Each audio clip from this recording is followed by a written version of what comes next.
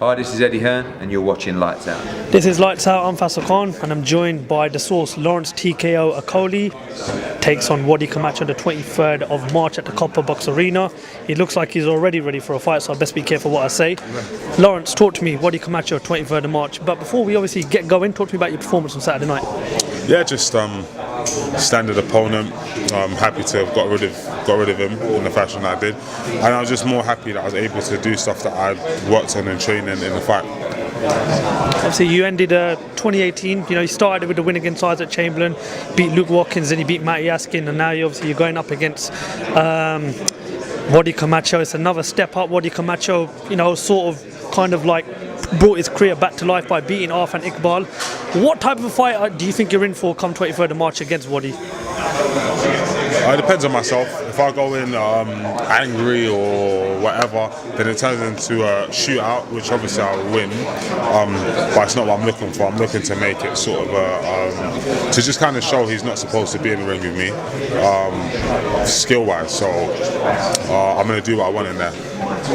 And of course, if you can obviously come out on top of this fight, do you expect to stay at British level or do you expect to maybe move up to European level? I think, personally, I would like to move up at a British level. Not because of anything other than the fact that it's starting to get, I don't want to say annoying, but almost disrespectful in my mind. I might be crazy, but comparing me to British guys. So after comparing me to someone like Whyte Camacho, to me is an insult. Comparing me to someone like Isaac, so all these guys insulting me. So I want to move on and have fights where I'm worried about winning and losing. Obviously anything can happen in boxing, so I'm always going to train hard, but I want to have fights where the night before in the hotel room, everyone's on edge, like, yo, you have to be razor sharp to get this victory, because that's what boxing's about. Totally understand. You've come under a bit of scrutiny because of your last few performances. How does that make a fighter like yourself feel, when you're getting, criticised for performances, even though you're coming out on top? Because, you have to look at it. It's a results business and you're still managing to win fights. Yeah, definitely. I'm quite realistic with myself. So when I put on a good performance, I get good praise. When I put on a winning performance that's not beautiful on the eye, I'm going to get the stick. For me, it is what it is, as long as I know that I'm getting better. So sparring's going this way. My run times, I might get better. I sparred Fury, I sparred Joshua, I sparred whatever else. So I know what I'm capable of, and I can't take one fight, one style, and beat myself up about it. The same way I can't take one style, one fight, and think I'm a world champion off of it. So for me, I'm easy. It did put a bit of pressure on this fight to kind of. Not let it be messy, so on and so forth, and that's it. Talk to me about that experience going out to LA, sparring with Tyson Fury, being a part of that camp. You said in the past you can't wait to get to world level, and obviously he was preparing for a massive fight with Deontay Wilder. What was it like getting that experience of working with Tyson Fury, the likes of Freddie Roach and Ben Davison, and being part of that whole setup? Yeah, it was good. Like I said, I think it was very beneficial for both of us. For me, just being able to sort of go, skill for skill, looking at someone who's taller, more experienced than myself, and figure out kind of how to operate in a ring with someone like that was definitely interesting for myself. Definitely good. And like I said, the most important thing that I took from that is I don't see Tyson Fury as the most athletic guy. He's very tall, very good on his feet, but he's not the strongest, the hardest puncher or anything like that. But he's still able to operate at a high level because of boxing IQ, so it's important. What did you make of his performance against Deontay Wilder? And looking back at that fight, if there was to be a rematch, where it's more likely it will happen, what do you think the outcome will be in the rematch?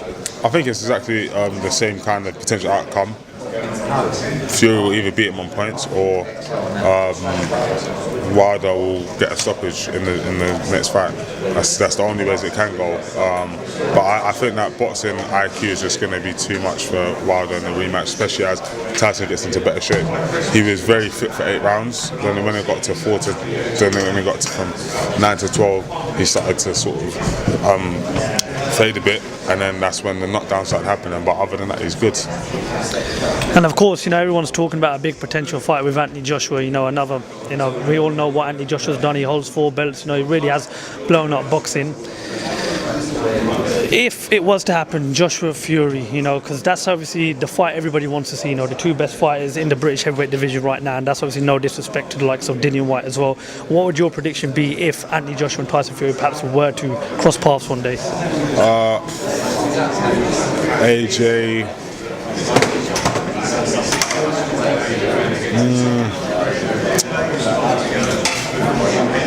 Similar, maybe 9 to 12.